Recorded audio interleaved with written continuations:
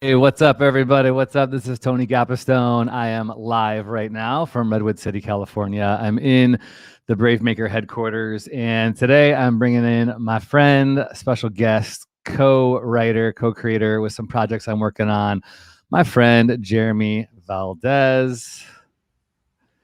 Jeremy. What's happening, everybody? This is Jeremy Valdez coming to you live from Hollywood, California, USA.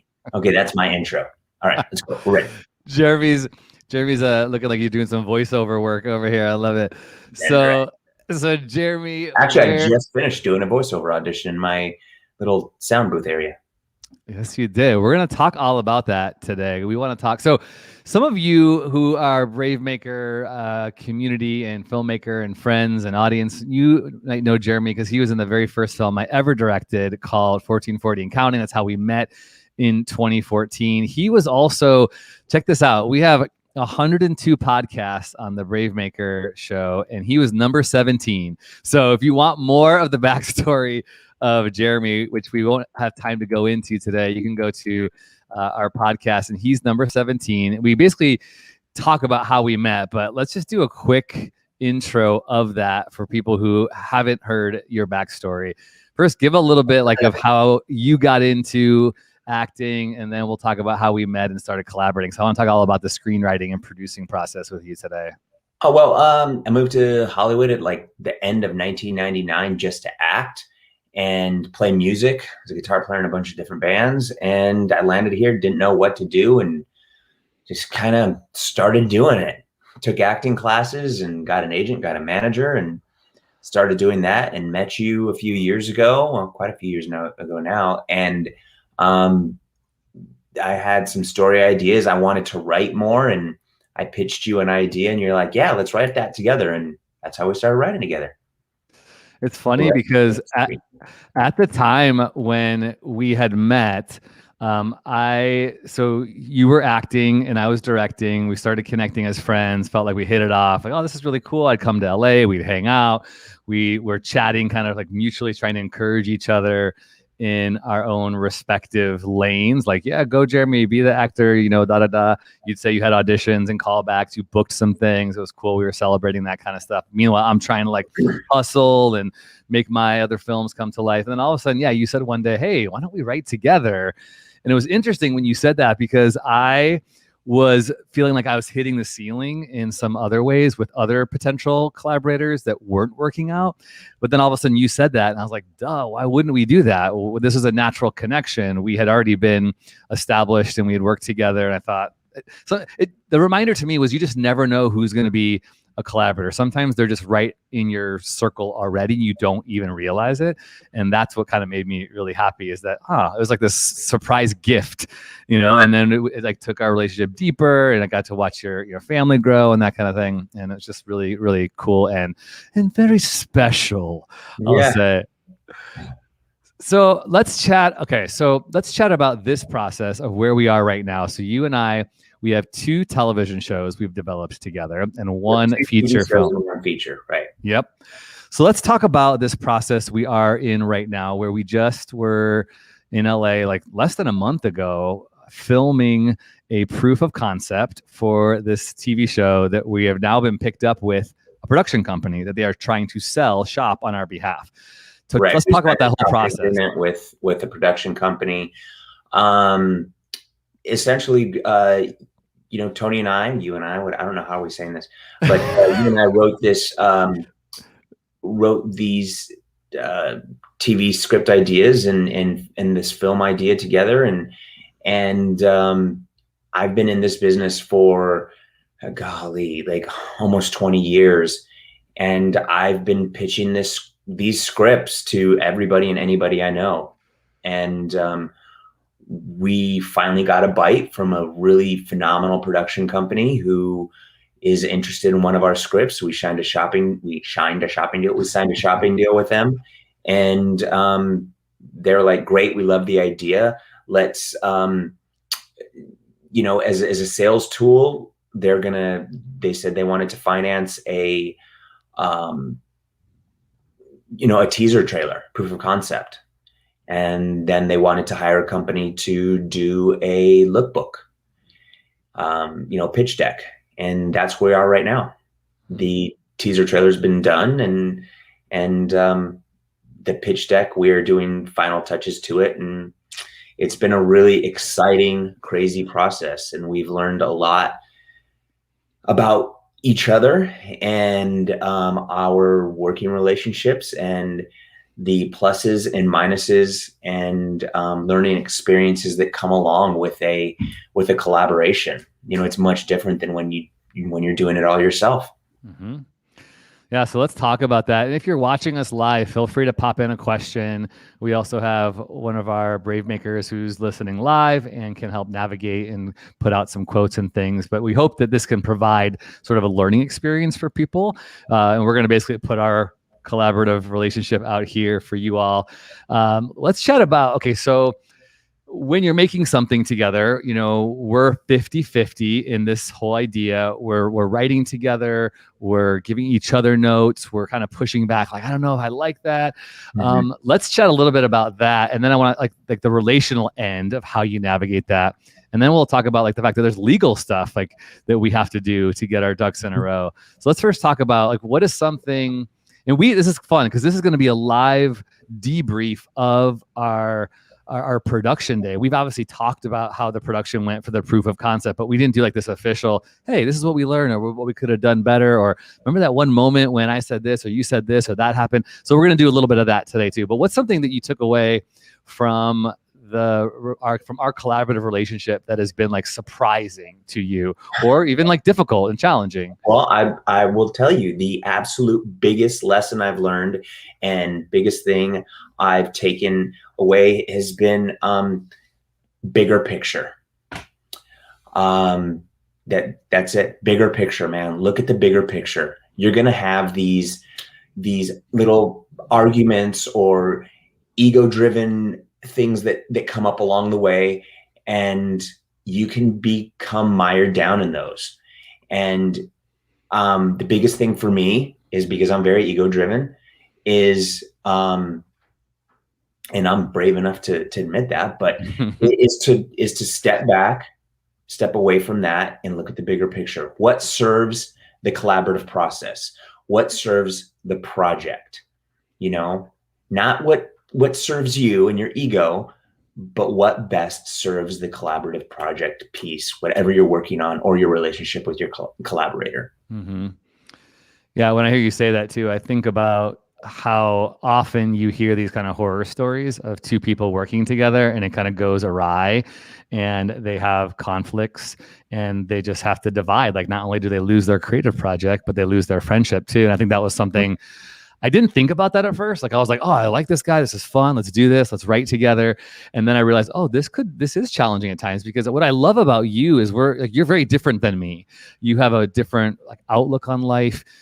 Jeremy usually says everything he's thinking off the top of his head. And I appreciate that, because sometimes I'm like, I could get it in my head a little bit before I say something, but Jeremy will just cut the BS, and I like that. You need that on a team. A positive and a negative sometimes. It can be. Sure, we've had to work through that. I run my mouth and things come out of my mouth where I'm like, ooh, I wish I would have thought more about that before I said that.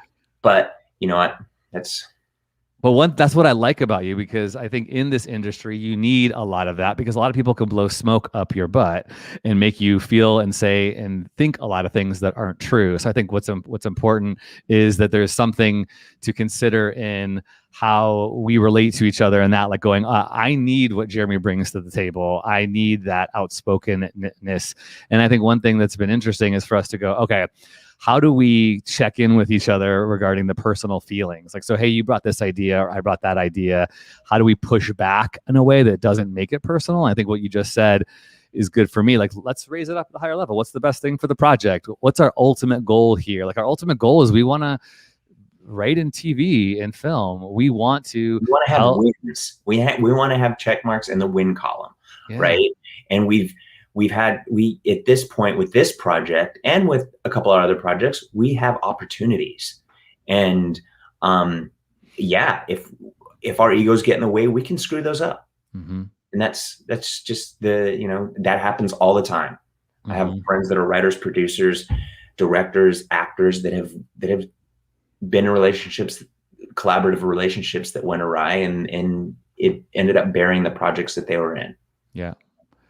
Yeah. When we were on set a couple weeks ago in LA, so Jeremy and I wrote the script, and then this production company says, hey, create a teaser version of this. So what scenes do you want to film that we can use to showcase what the story's about? So we're like, okay, cool. So we dig into this 30-some page script, and we narrowed it down to like 20 pages. Yeah, this would be great. Wait a second. 20-page teaser trailer? That's a little long. And we just had to keep whittling it down until it got to 2 minutes. And that was also a serious challenge where we bumped heads on a couple of spaces saying, like, I think this is an important moment. Well, I think this is an important moment. Well, what serves the project, and then what's going to be funny, and what's going to sell the project, bigger picture. Yep. Yeah, so we had to navigate all that stuff, and we did a lot of writing together. Like, we would Zoom call together, we'd be on the phone, we'd be chopping away, and then we'd go off and kind of do some of our respective own work, come back again, look at it, edit it, and then it's not just me and Jeremy anymore. It's us and Derica Barbie. So shout out to Derica, who's the producer on the project, and Ali Afshar, who is executive producer on the project, and one of my favorite names to say is Sean Piccinino, who directed the project, right? Like, so then we're working with these other collaborators, which I want to talk about that. So being on set together, we're there as co-writers and producers, but we weren't directing the project. Mm-hmm. We weren't funding the project. So that's where we kind of had to release some of the stuff. Even when we did all that writing and narrowed stuff down, there were still things like we had to compromise, and we had to compromise on the fact that we wanted to shoot this over 2 days, and then it became, because of financial reasons, only 1 day. So we had to really cut things down even more and trim it down. But so what's your feedback? What's your thoughts on the day of? What did you learn as a producer, writer of that on that set?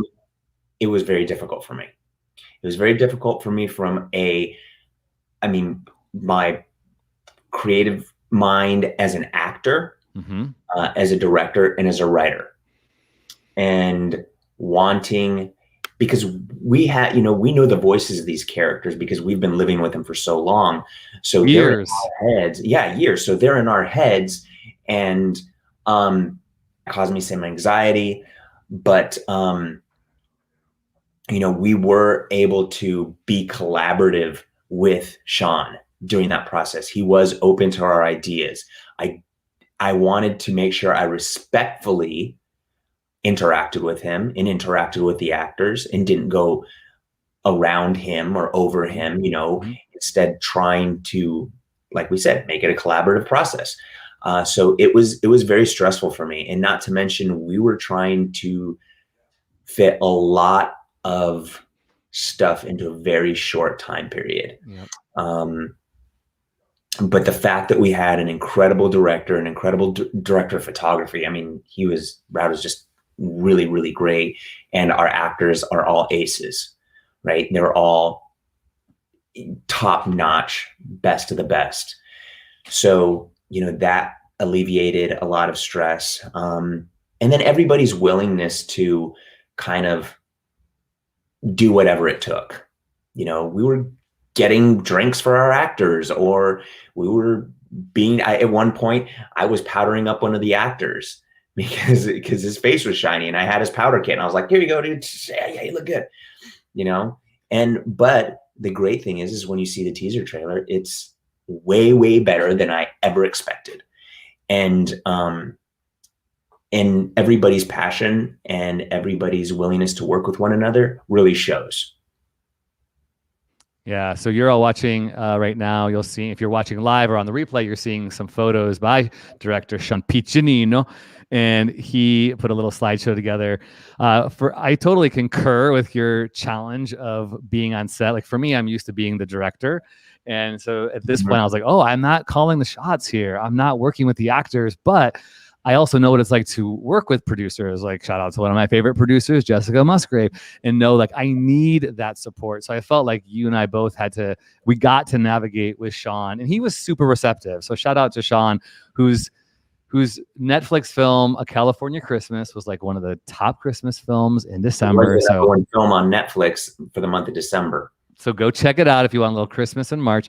But Sean was really great to work with, and I think he received all of our notes well. And when he felt like he needed to push back, he pushed back. And there were time constraints and light constraints as always. And how many freaking camera breakdowns or gimbal issues did we have? Like that was like so hard and frustrating. Yeah. But I want to talk about this. I loved that. Okay. So you and I, one of the things that was a learning experience for me is the rewriting on set. Like, so we had all this stuff that we had in the script, but there were times when Sean, as a director, was like, hey, I need an intro, a ramp into the scene. So I need 2 or 3, pieces of dialogue. So we would go, okay, cool. And we would write things down, and write what they call alts or alternative lines. And there was a couple times where I was like, you and I are both pitching lines. And that's where I go, like, our egos can get in the way, where I go, well, I want my line, you want your line. How do we compromise on that? And there was this one moment, I don't know if you remember, it was like, I had made this suggestion. You're like, wait, does that mean you're getting rid of mine? I'm like, no, I'm not getting rid of your line. But in the moment, everything's running so fast. Yeah. And it's like, how do you check in with one another? I think that's like really important, because set life is so fast. But I felt like, I don't know what you thought about this, we were able to check in, go. You're doing makeup. I'm, running drinks. I am, picking up people's wardrobe from their car to the fitting room. And I felt like in a lot of ways, we had some really good synchronicity. At the end of the day, we're like, victory. So even though it was hard and it was like a 14-hour day, at the end of the day, I felt like we were super happy, and even more happier when we saw the final product. Oh yeah. What thoughts come to your mind in that? Like, does anything come like, what could we have done better? Did you feel like in the moment when, and I'm asking for this live, like anything, if you knew I wouldn't get defensive, what would you tell me? By the way, I'm seeing all of your comments and questions, y'all. So we're going to get to it. We're definitely going to get to it. Nothing really. The next day, somebody asked me, like, scale of 1 to 10, how would you rate the experience? And I said 10. It way more than exceeded my expectations, not just the finished product, but the experience itself.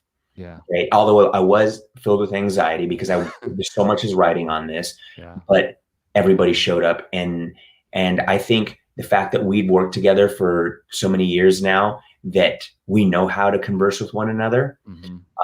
You know how to handle me. I know how to handle you. And so that helped. That experience, but it was like a 10 out of 10 for me. So I don't know. I like really hurt my shoulder when we had to move that couch. Oh my gosh. That's the other thing too. Like, we're moving freaking furniture, and we're picking things. Like, I'm sweating, and we're all wearing masks. Don't forget, as well as face shields, because this is pandemic, right? So we're sweating. But that's where I go, like, that's what makes a good story, is that we all had to work hard. We did whatever it took. Like, this is our baby. We want this baby to thrive. And you're right. I love that we know each other so well. Jeremy had to move this freaking huge taco truck in like a 13-point turn out of the smallest, most compact LA parking spot you could ever imagine. And I love it, dude. Like, you were driving this big thing, and I just got to be right there with you. That's one of my favorite moments. Everybody's like, who's going to move the truck? I was like, give me the keys. I'll do it. And I was like, what did I get myself into?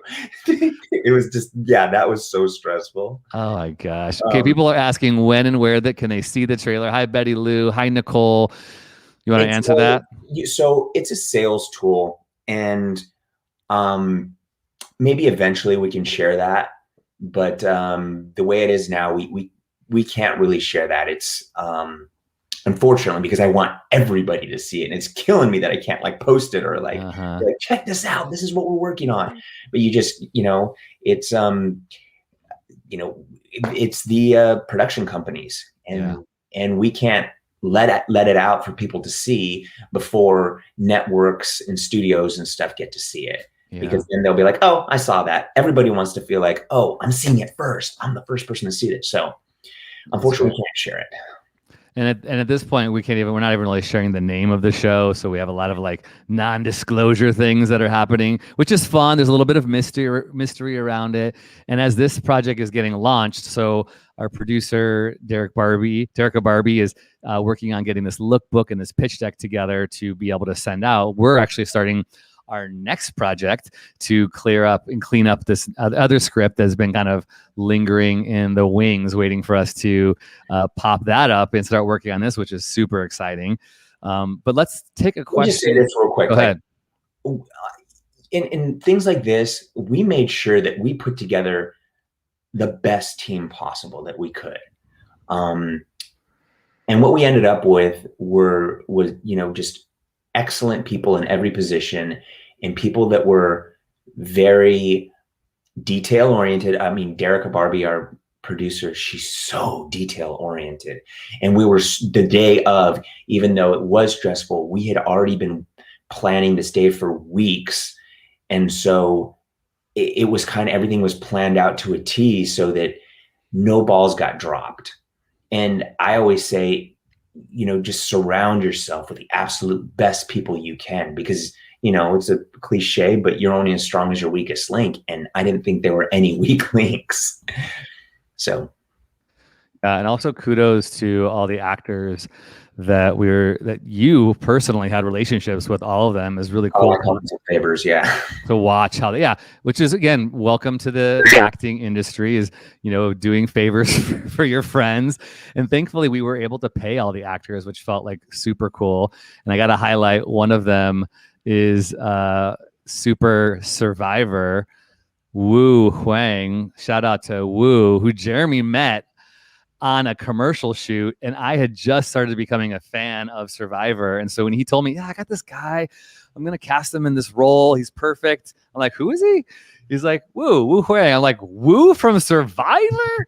I did a Dodge commercial with Wu last January, and we just hit it off. And I was like, I want to work with this dude. Dude, he is so phenomenal. And so now, like, it's fun. Like, I get to be friends with him. And he did a personal, like, birthday message for my daughter last week. Like, sent her this thing. It was like super sweet, dude. So I love that. This is so much what I love about the entertainment industry. It's a lot of work. It's a lot of ego, like, checks and things like that. But there's a lot of really cool things that surface, in relationships. And I'm just really grateful, dude, that we get to do this together and make other relationships along the way. And thank you again. Some of these questions. Yeah, let's do it. Vincent. Okay, can you talk about the types of themes that you guys explore individually and collectively? Themes, like with our, how our process kind of works is one of us kind of has an idea and maps it out a little bit, or just has an idea of what we think would make a cool show or a cool script or a cool film. And we call up the other guy and we're like, hey, dude, what do you think of this? And sometimes the other person's like, yes, let's work on that. And sometimes they're like, I'm not really feeling that. Or, that's, I'm not really interested in working on that right now. And that honesty can sometimes be a little tough, or it can be really cool. So that's the way we kind of explore those ideas. Whether they're the themes, I'm not sure what's meant by that, but I would say, so Jeremy and I, obviously we're both guys, we're straight. I am Caucasian. He is Latino and Native American. So there's some things that come up there. We're both in entertainment. Like he's an actor, way more experienced than I. He's been like over 50 different shows and films and been to Sundance multiple times. So we definitely have a love of storytelling and of the industry. And Jeremy, in this particular show we're talking about, as he lives in LA, the show that we're talking about is set in LA. And we are talking about things like gentrification, as well as cultural identity, ethnic identity, and as well as sexuality, things that we're both, he has a whole film that basically, like, wouldn't you say La Mission launched your career where you really became like something when that was. Yeah, it took me to another level, but yeah, I played an LGBTQ character, which I got to be the Grand Marshal of the Gay Pride Parade in San Francisco. And I wasn't, that community embraced me. So I really got to spend a lot of time talking to members of that community and getting to know them and understanding that. And that's kind of, there's a theme of that in our pilot, in our show. So I got to incorporate that.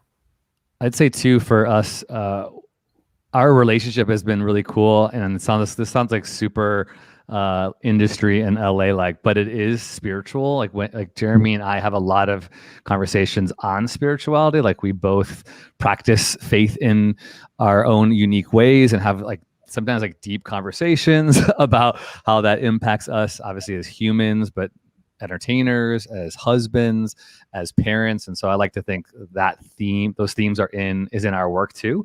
I can think of some of our characters who practice spirituality in this show we're talking about, and it's just really fun. And we want to do it in a way that's real, but also comical. And I like to poke at religion too, because it's a big part of my life. And, if you're a human being and you walk the planet Earth, you have in some way encountered religion that has been off-putting. And I think that's kind of stuff that I like to get under the skin a little bit, because I've been that person. I've probably said things that have been off-putting or come off egotistical, in my faith. And that's something I definitely am engaged in our work. And I want to follow up on another comment too, when you were talking about how sometimes it's challenging, to give and take. We also had to get things in writing when it came to our relationship. We just had to re-engage a lawyer to talk about, okay, things are great right now, but let's just make sure we cover the bases. Any single scenario, this lawyer is saying, you have to think about this and you have to think about that. This could happen and this could happen. And what if Jeremy books a show? And Tony, what if you're on a film over here and you can't do this and this and that? So dotting all of those I's and crossing all of those T's that can be uncomfortable. Very. Because you're like, oh, I just want to make stuff and I want to, make projects and write and stuff. I don't want to get caught up in that legal stuff, but it's so important because this is, this is a business. It's show business, and as much as we want it to be show friends, it's show business. So, we've had to cross that bridge too, and we're actually doing it more at this point. So, I think it's extremely important. Yeah. And I'm glad we're doing it the way we are doing it. This is such a learning experience for me, guys. Yeah. I haven't been on this side of it. Such a learning. In this business, I haven't been on this side of it. And I'm happy to be doing it. I love it. This is not a comment on the thing that I can't pull in, but my co-host on my Friday show, Christina Jackson, is texting me. She's like, you said you were straight, but you got bisexual lighting going on in the background. I'm like, yes, I'll take it. It's so true. That's the second time I've heard that idea that there's bisexual lighting vibes. So I'm going to take it. Pink and blue. Is that what we were talking about? I'll take it. My love, and I'm probably on the spectrum. So when I talk about sexuality, I'll take it. I'm good and free in that way. So bring it on. I love it, Christina. Thanks for bringing that up. All right. So Robertino, one of our LGBTQ homies, as well as someone who just posted today on our Brave Maker Instagram. He has been in multiple shots with Jeremy, because he has been on films that Jeremy has been. I'm going to pull that up. He was both in Dreamer as well as La Mission. So Robertino is asking a question here about what do you think needs to personally happen to raise the percentage of Latinos in Hollywood, since you are musically talented and a screenwriter. Any musical film project in the near future? What do I think needs to happen? And this has been a conversation that has been happening between me and my peers in this business for years and years. And oh yeah, I remember. Right. You know, Uh, it's just Latinos being, you know, in the studio system, being writers, being directors, being producers, and I'm trying to articulate it and I'm doing a terrible job, but it's just Latinos in places of power in making decisions and actually greenlighting projects. Now, do I think all the stories need to be Latino stories? No, but they need to be real human stories. And the world we live in is a mixed racial world. And sometimes, especially in the past, that wasn't represented well in film and television. And it's still a challenge, but hopefully we're making inroads and we continue to. As a brave maker, organization, that's been one of the things, like I'd say, like one of the foundational reasons why I started this nonprofit is because I felt like I was ignorant to that. And even like when I think back to my very first film with you, Jeremy, 1440 and Counting, it was really fun because as I was writing this, my one of my mentors was saying to me like, hey, your main person is a Caucasian teacher, why? And I was like, well, I wrote this based on a true story of a woman that I know. And she said, well, why does it have to be a Caucasian woman? Why don't you cast it? Like, do blind casting. Don't just put Caucasian, put, any ethnicity. And I was like, okay, that's totally cool. I could do that. It was like not on my radar. That's because I'd say that's part of my racial ignorance and part of the reasons why I needed to learn, like, what did it mean to be, an anti-racist or to be more racially just. And so that whole trajectory changed when a friend of mine who is a agent said, hey, if you want to cast a Black woman in this role, I've got the perfect one for you, Loretta Devine. And it changed my whole perspective and understanding of what we hear people talking about in regards to like the systemic racism in our world. I was part of that. I was contributing in the stories that I was telling or the stories that I was elevating. I wouldn't say I wanted to do that, right? Who wants to be racist? I mean, I'm sure there are people who want to be racist. Okay, we know there are people, but I didn't want to. And I think that was a hard pill for me to swallow, that I needed to make some changes in how I understood stories and how do I use my influence or the power that I have to do better in this industry. So that's what's cool. It's like to partner with you and to look at our stories. All of the stories that we're working on are racial. Yeah, real world, right? Real people, real world. Like that's something that I think this gets me excited, and I want to live in a world that looks like that, because that's the real world, and I need to learn from that, right? I want to look to those stories as a way that I could learn too. Oh, Jessica. Hello, Jessica. She's popping in here. What do we got here? You're sharing a YouTube link. Oh, I'm kind of nervous. If I click on that, what is it going to be? I'll have to look later. Are you doing the behind the scenes of 1440 and Counting? It could very well be. I'll have to look at it later. Okay. Anybody has any more questions? Feel free to pop them in the chat. I had a couple questions that I put to Jeremy that I wanted to. The second part of that other question is, as far as musically, no, I don't have anything planned musically. I'm not even playing in a band anymore. I played in bands for, I feel like, most of my life, and I got burnt out with it and got to do some really fun stuff. But now I'm just focused on acting, writing, producing. And Jeremy can be found on The Bold and the Beautiful as Detective Alex Sanchez. 3 years now. I've been doing that show now for 3 years, and I love it. I was just working on it last week, and just such a great family, such a cool place to be. It's so intense. It's so hard. Let's talk about that a little bit, because we have a lot of people who listen to our podcast or watch our show who are actors. Let's talk about some acting stuff for a few minutes. What would you say to people who want to act? What do they need to be doing? Study, study, study. Study. study, and then study again, and then study more. Find great acting coaches, not just one, find multiple acting coaches and study. And that's just the truth of it. I mean, you have to be great at your craft, and you have to be a really good actor in order to book work, because it's so hard. It is. And it's, you have to be on top of your game, because you are competing against really, really phenomenal artists from all over the world that come here to do that one thing, and, you know, to act. As far as working, what is this?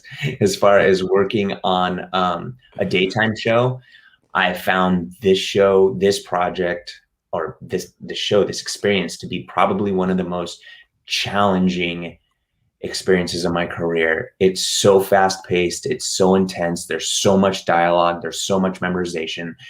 And I hear people like bagging on daytime television, being like, oh, he's a soap actor, or oh, they're on soap operas. Bleh. Like, you have no idea how much work, how hard these people work, how intense they are, how much they care about what they do. And to think, to be so arrogant is to say like, oh yeah, you're on a soap or whatever. It's like, you just have no idea. It's a proving ground where I see people just wilt and they can't handle it all the time. There's so much dialogue. You only have 1 or 2 takes to get your scene done. Literally pages and pages and pages and pages every day. And these, my fellow actors and the people that are on the show more than me and are the stars of the show are so talented and are so hardworking. I have the most respect for these people. I've shown up to big, huge movies or big, huge TV show sets where an actor's only filming 1 or 2 scenes in the day and they can't remember their lines, or they show up unprepared. And that just, it can't happen in daytime TV. It just can't happen. There's a million actors out there that want your job and they'll fire you and they'll hire one of them in an instant. So I feel like every time I'm working on the show, I'm studying like I'm taking my college finals, because I don't want to be the weak link and I want to always show up prepared. There's this great, sorry, I'm just rambling, but there's this great quote that I heard the other day that said, you do not rise to the occasion, you fall to the level of your preparedness. Yeah, that's it. And that just struck me as so true in this business. Unless you are working so hard on your craft and you show up to an audition or you show up on set and you think that you're going to rise to the occasion and be somehow better than you actually are, it's not going to happen. You are going to be as good as you prepared. And that's why I always try and over prepare for everything I do in this business. So that's my little. That was a little Jeremy Ray Valdez masterclass on acting right there. Study, study, study, study, study, study, make it happen. Christine says you fall to the level of your preparedness. Amazing words. Heck yeah. And I remember when we first started chatting about your role on the show, because you've been doing it for 4 years now? Or 3 years. Three. It was right before I started Bravemaker. I started Bravemaker, just 3 years ago, and I was living in my other house. I remember before I did that. That's like huge. But I remember you were talking about how sometimes they'll do 40 pages a day or something to that effect. And in film and TV, they say like 6 pages a day, you know? But if you're doing 40 pages a day, that is like so much memorization and not very many takes. Remember, and that's why walking, your cues, what you have to do in every scene. It's mental gymnastics. And how many people have had their starts there is pretty amazing. And then how many people who go to soap work, like the woman that you work with who is on the Wonder Years. What's her name? Allie Mills. Yeah, Allie's a wonderful lady. Oh my gosh, she's such a sweetheart. Because it's consistent. Wonder Years, and she loves being on Bold. And there's so many people who not only got their start in daytime, but they have gone back to it or whatever it is. they continue to work in daytime TV, or it just, you're an actor, you want to act, you want to work. Yep, you sure do. All right, well, I'll do one more question here, unless anybody else wants to pop it up. Have you worked in New York, Vancouver, or Atlanta? Does talent override what city you live in for aspiring actors, or doesn't it matter anymore? Okay, so yes, I've done. God, I was working in Atlanta this past fall, and I was working. I've shot films in New York. I think at this point, because of the pandemic, what it's really shown us is that you don't have to be in Los Angeles all the time in order to audition, okay, or even work, of course. So many things. It's pilot season right now for me, so I've been auditioning for a ton of pilots, and they are shooting in Atlanta, in New Orleans, in Austin, in Vancouver, in Toronto, and those are most of the cities. I think there's been like one or two there in LA, but now you are self-taping and sending your tapes into casting directors and producers. So no, you don't have to.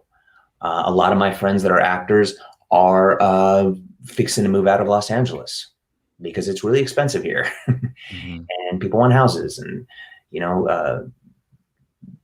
open spaces for their kids. But the answer to that question is no. I know people that are based in Atlanta that are working consistently, that are based in New Mexico that are working consistently, Texas. I have friends in all these cities, and they all work. Yep. That's the crazy thing about the pandemic. The pandemic sucked. I mean, it really put a halt into so many things, and I feel like ruined a lot of plans in the entertainment industry. And at the same time, it also catapulted us to be innovative and to recognize, I mean, the audition process will probably never be the same again. Like how much casting will probably continue on self-tapes, with people sending them through email, and then maybe callbacks or the testing obviously is going to be in person. But how many first auditions? They're testing right now on Zoom. Really? Yeah. These people, I mean, these people, I'm not saying these people like they're like in a negative context, but even you and I, when we're going to be casting our show, which is going to happen, mark my words, that you're going to have to take into account like people's availability. What's easiest for us? We're trying to knock out pages of a script, but we want to cast a show. It's like what maximizes our time. So yeah, they're even testing now, just via self-tape or via Zoom. So if you are watching live or on the replay or listening on our podcast, I just want to encourage you, go after these goals, these creative goals you have. Do the work. It does not come easy. One thing that came to my mind that I thought I would share that is really relevant, Jeremy, without saying so many things, which is relevant to the process we just had this past week, is this concept of how in this industry, a lot of people can talk. They talk in many different ways. Like, I'm going to do this, I'm going to do that, or I'm writing this, or I'm making that. But then you never see anything happen. Nothing ever comes to be. Or people say like, I'll get you that script, or I'll get you that lookbook, or I'll get you this on a certain day. And you're waiting and you're waiting. And you're like dying, like, when is it going to come? When it's going to come? And it doesn't come. And it's late. This idea for me that I feel like is a principle that is really important in this industry is don't just be a talker, be a doer. You don't have, like, if you want to prove yourself, which you don't have to, this isn't about proving yourself. Let your actions speak louder than your words. I also like this idea of under promising and over delivering. We talk about this a lot in Brave Maker because a lot of our work is being done like on micro budgets. People are getting paid nothing, if a little stipend. And sometimes like this is how you build your resume and you build your reputation, is by committing to do something. Show up on time, show up early, stay late, do whatever it takes to be an active and dynamic part of the creative process. And if you commit to doing something, if you commit to sending in an edit or being an actor in somebody's proof of concept, follow through, because those things, those bridges that get burnt, Jeremy already said it, there's 500 people waiting in line to take your place.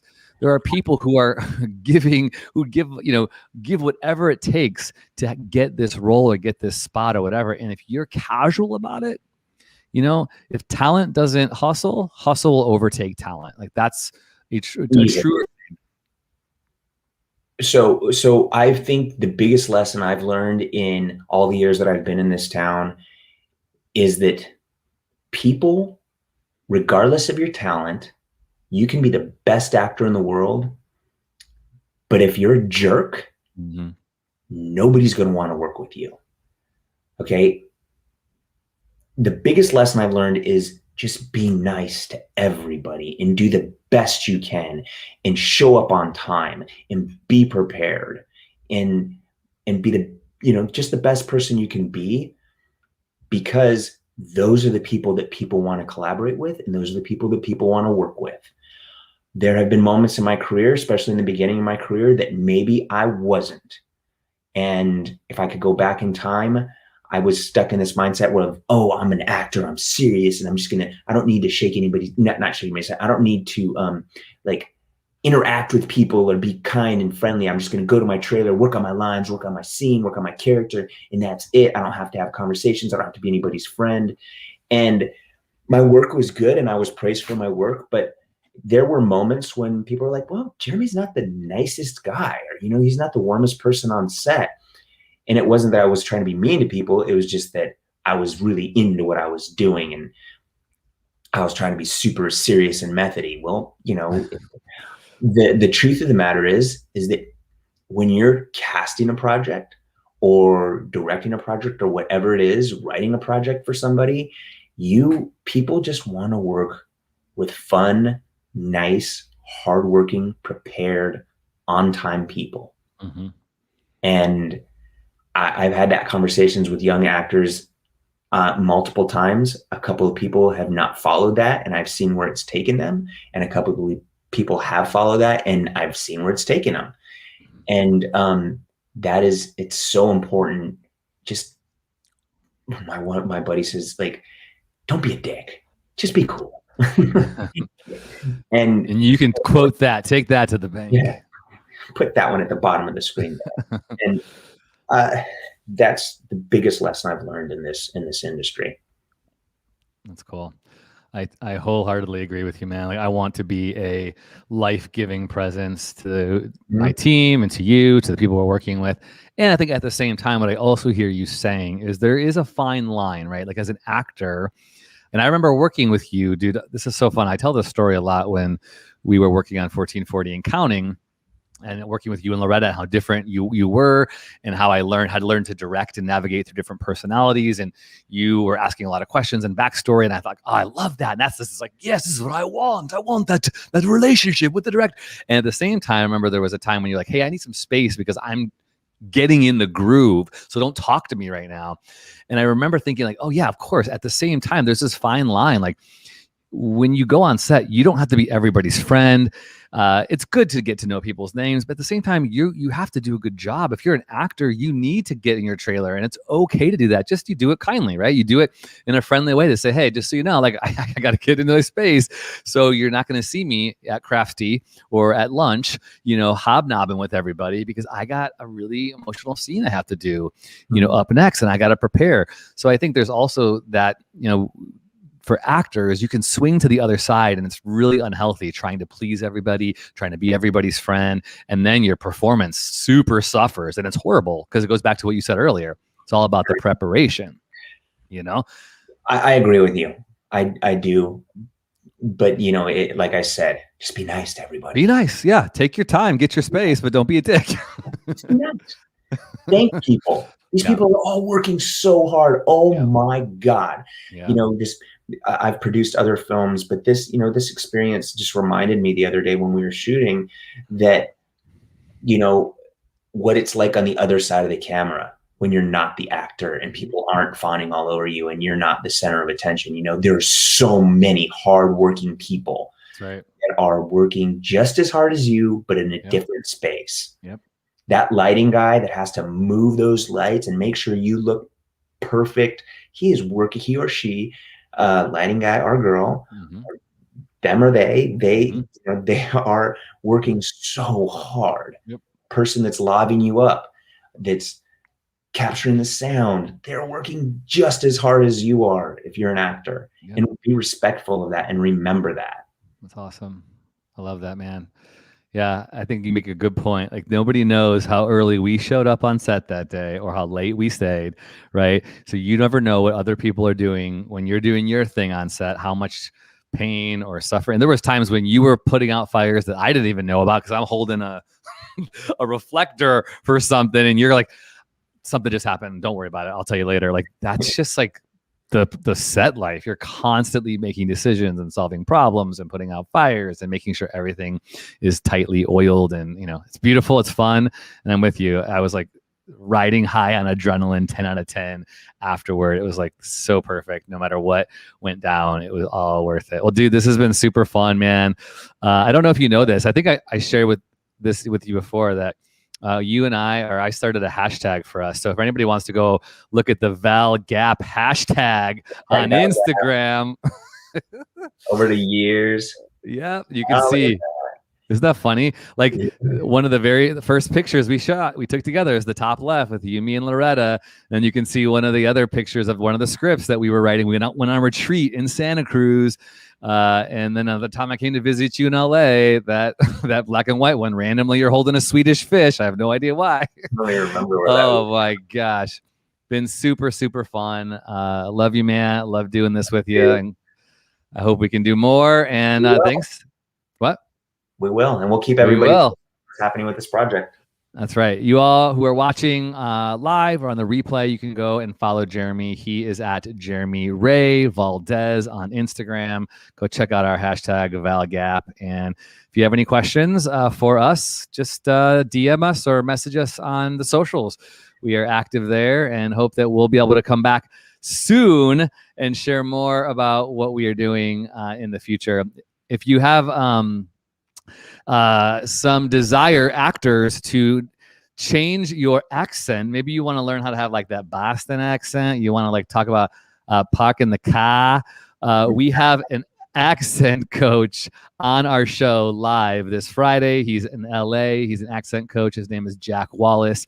So you can come back on Friday, 4 p.m. Pacific time, 7 p.m. Eastern Standard Time. That's March 5th for a live show with my co-host, Christina Jackson. And that's all we got. Anything else you want to say? Final words, Mr. Jeremy Ray Valdez? See you later, alligator. Thanks, everybody. See you soon.